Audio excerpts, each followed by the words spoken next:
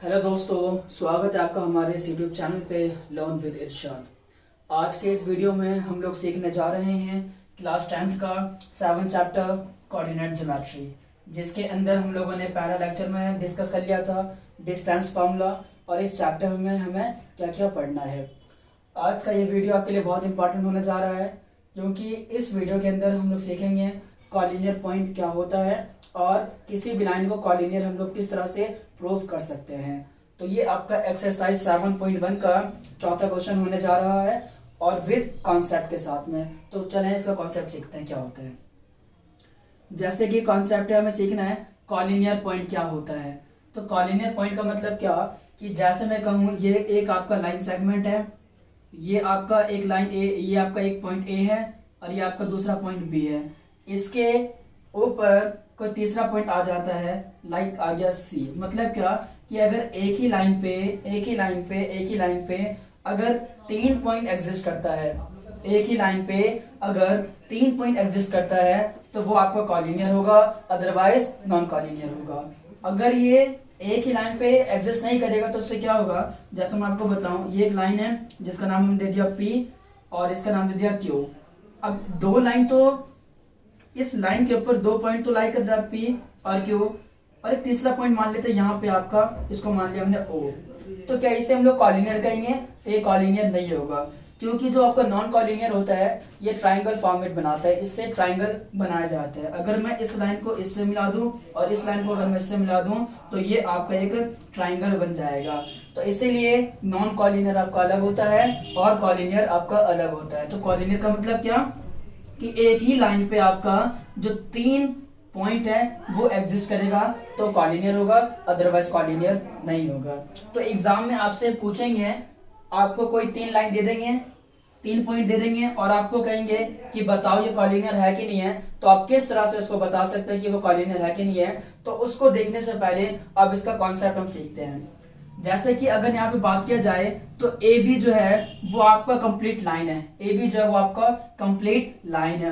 अब ये सी जो है ये ए बी पे लाई कर रहा है, लेकिन हमें ये नहीं पता कि सी जो है वो बिल्कुल ही मिड में लाई कर रहा है। अगर वो मिड पे लाई करता तो आपका इक्वल डिस्टेंस वाला कॉन्सेप्ट लग जाएगा, जो कि हमने पिछले लेक्चर में डिस्कस कर लिया है।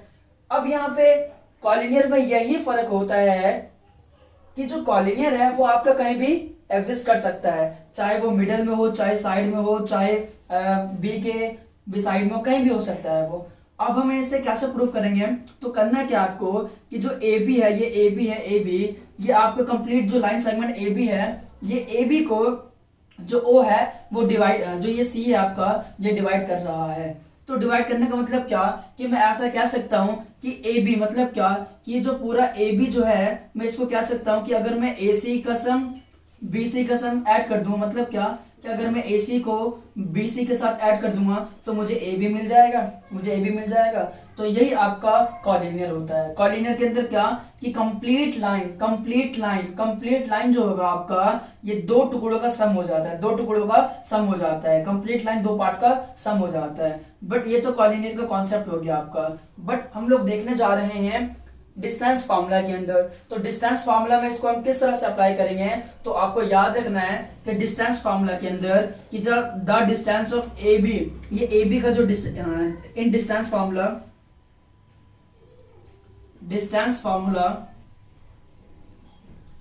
ए बी का जो डिस्टेंस होगा, the distance of A B will be equal to the distance of A C plus में the distance of C B के इक्वल। सर ये आपको प्रूफ करना है जब भी कॉलिनियर के लिए आपसे वो कहेगा। तो इससे रिलेटेड आपके एक्सरसाइज 7.1 का क्वेश्चन नंबर 4 है जो मैं आपको करवाने जा रहा हूं। क्वेश्चन नंबर 4 कह रहा है, क्वेश्चन नंबर 4 नहीं 3 है, क्वेश्चन नंबर 3 है। क्वेश्चन नंबर 3 कह रहा है कि determine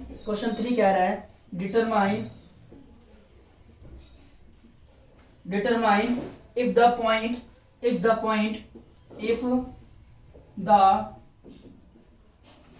the point 1 5 2 3 and -2 11 are collinear. ये क्वेश्चन है सर आपका 3। इसको कैसे सॉल्व करेंगे तो आइए इसको देखते हैं। लेट कर लिया हमने, लेट ए है आपका 1 5, बी है 2 3 एंड सी जो है वो आपका -2 और -11। कॉलिनियर होने का मतलब क्या कि आपका कंप्लीट एक लाइन रहा होगा जिसको हमने क्या दिया, ए जिसका कोऑर्डिनेट है 1 5, बी जिसका कोऑर्डिनेट है 2 और 3। तीसरा लाइन है आपका सपोज दैट सी या ओ नाम दे दिया हमने इसको, इसका कोऑर्डिनेट आपको दे दिया -2 और -11। आपको बताना है कि ये कॉलिनियर पॉइंट है कि नहीं है। तो कॉलिनियर के लिए आप क्या लिखोगे, एज वी नो दैट कि the distance of A B, जो ए बी का डिस्टेंस होगा वो बराबर होगा the distance of A O plus में the distance of O B के इक्वल। हमें ये प्रूफ करना है। अब इसको प्रूफ करने के लिए हमें क्या करना होगा, हमें the distance of A B निकालना होगा, ए बी का डिस्टेंस निकालना होगा, जो कि हम लोगों ने फर्स्ट लेक्चर में सीख लिया है किस तरह से दो पॉइंट का डिस्टेंस कैसे निकाला जाता है। सिमिलर हमें ए ओ का डिस्टेंस निकालना है और ओ बी का डिस्टेंस निकालना है। तो ए बी का डिस्टेंस निकालने के लिए क्या करेंगे, आप लिखोगे now the distance of A B बराबर, फॉर्मूला क्या होता है, x2 माइनस x1 का whole square plus y2 minus y1 का whole square. The distance of A B बराबर, अब चेक करें किसमें, ए बी में, ए और बी में। तो x2 क्या हो जाएगा हमारा 2 माइनस x1 क्या हो जाएगा 1, तो 2 माइनस 1 का होल स्क्वायर प्लस y2 कितना हो जाएगा 3 माइनस y1 कितना हो जाएगा 5 का होल स्क्वायर। तो the distance of A B बराबर 2 में से बन जाएगा 1 का स्क्वायर प्लस में 3 में से -5 गया तो -2 का स्क्वायर। तो 1 का स्क्वायर 1 हो जाएगा, 2 का स्क्वायर 4 हो जाएगा। तो the distance of A B जो हमारा आएगा वो आ जाएगा अंडर रूट में 5 यूनिट। कितना आ गया, अंडर रूट में 5 यूनिट। सिमिलर अब हमें निकालना क्या है कि the distance of A O, then निकालना है the distance of O B. जब हमारा ए ओ का डिस्टेंस भी इसी फॉर्मूले पे निकालना है, फिर आपका ओ बी का डिस्टेंस भी इसी फॉर्मूले पे निकालना है, फिर फाइनली लिख करके जो भी ए बी का डिस्टेंस आएगा उसको यहाँ पे पुट करना है, जो भी ए ओ का डिस्टेंस आएगा उसको यहाँ पुट करना है, और जो भी ओ बी का डिस्टेंस आएगा यहाँ पुट करना है। इन दोनों की वैल्यू को ऐड करना है, और ऐड करने के अगर इसके इक्वल आ गया तो आप कहोगे कि ये कॉलिनियर है, अदरवाइज कॉलिनियर नहीं है। तो करते अपना सेकंड स्टेप में क्या करना है कि आपको डिस्टेंस निकालना है ए ओ का। तो आप लिखोगे द डिस्टेंस ऑफ ए ओ बराबर क्या है, पहला फॉर्मूला लिख लें जिससे कि एग्जाम में अच्छा इंपैक्ट पड़े आपका, कि आपको फॉर्मूला भी पता है।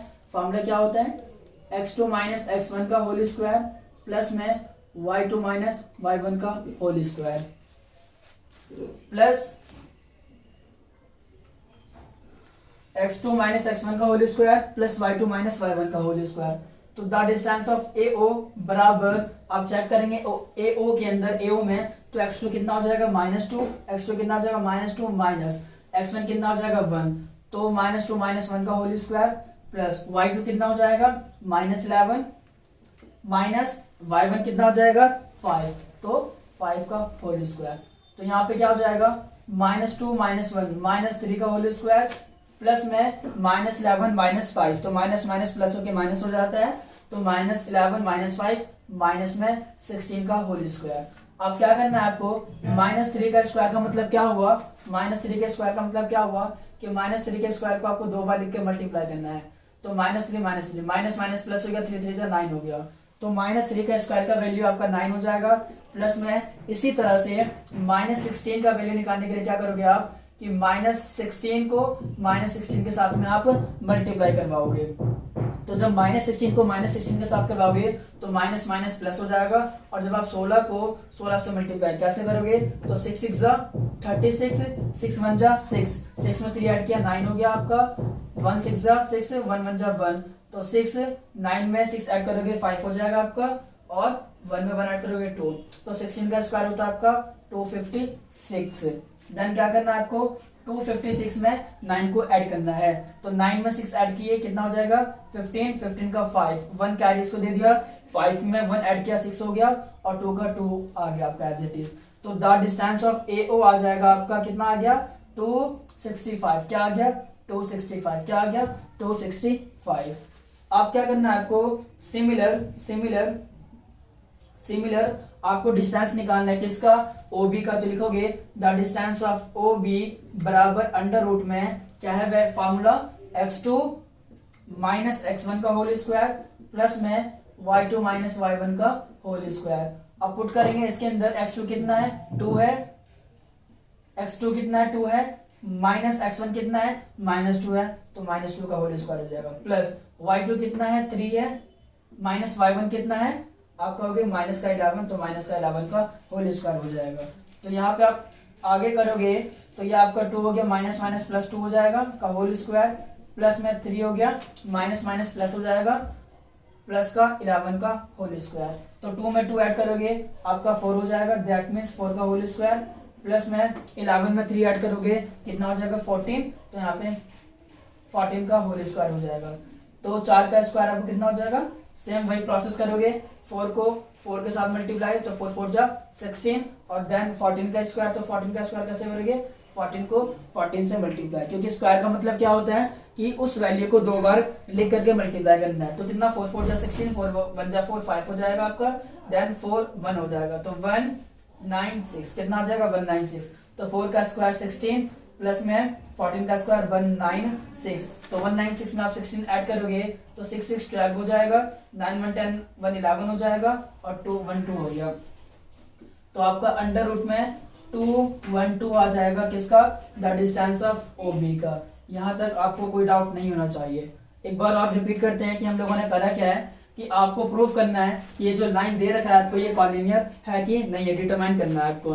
तो किस तरह से हम निकालेंगे, आपको कॉलिनियर का मतलब समझाया गया है कि कॉलिनियर तभी होगा जब कंप्लीट लाइन 2 पार्ट के सम के इक्वल आ जाए। तो अभी हम लोगों ने क्या किया कि AB का डिस्टेंस निकाला, फिर AO का डिस्टेंस निकाला, फिर OB का डिस्टेंस निकाला। अब फाइनली क्या करेंगे, जो भी हमारा वैल्यूज आया है उन वैल्यूज को इसके अंदर पुट करेंगे और पुट करने के बाद अगर इसके इक्वल आ जाएगा तो हम कहेंगे कि ये कॉलिनियर है, अदरवाइज कॉलिनियर नहीं है। तो आप लिखेंगे स्टेटमेंट फाइनली, आप लिखेंगे स्टेटमेंट क्या, आप लिखेंगे स्टेटमेंट फाइनली फॉर कॉलिनियर क्या होता है कि द डिस्टेंस ऑफ AB बराबर the distance of AO plus में द डिस्टेंस ऑफ OB के। अब यहाँ पे आप चेक करेंगे तो AB का डिस्टेंस निकला कितना है √5, तो आप इसके जगह पे इसकी वैल्यू पुट कर दे √5 बराबर द डिस्टेंस ऑफ AO आपने निकाला कितना है, तो आप कहेंगे अंडर रूट के अंदर 265 प्लस में द डिस्टेंस ऑफ OB आपने निकाला है कितना है 212, तो आप लिखेंगे अंडर रूट के अंदर 212। क्या आपको लग रहा है कि इन दोनों का सम इसके इक्वल आ जाएगा, बिल्कुल नहीं आएगा। तो आप क्या लिखेंगे the distance of AB is not equal to the distance of AO plus में the distance of OB, that means ABC are not collinear, hence proved हो जाएगा सर आपका। तो इस तरह से हम लोगों ने क्वेश्चन नंबर 3 को सॉल्व कर दिया है। ये क्वेश्चन अपने आप में एक इम्पॉर्टेंट है और कहीं ना कहीं जाकर के हम कंफ्यूज हो जाते हैं कि अब हमें करना क्या है आगे और किस तरह से करना है। तो सिंपली आपने कॉन्सेप्ट लर्न करना है कि कॉलिनियर का मतलब क्या होता है, और अगर ये क्वेश्चन आप एग्जाम में आएगा, वैसे कम पूछता है इससे रिलेटेड क्वेश्चन, आपको जो इक्वल डिस्टेंस है उससे अच्छे खासे क्वेश्चंस पूछे जाते हैं। बट इन केस अगर पूछ लिया जाए तो उसके अंदर हम लोग ये मेथड यूज करके इसको सॉल्व कर सकते हैं।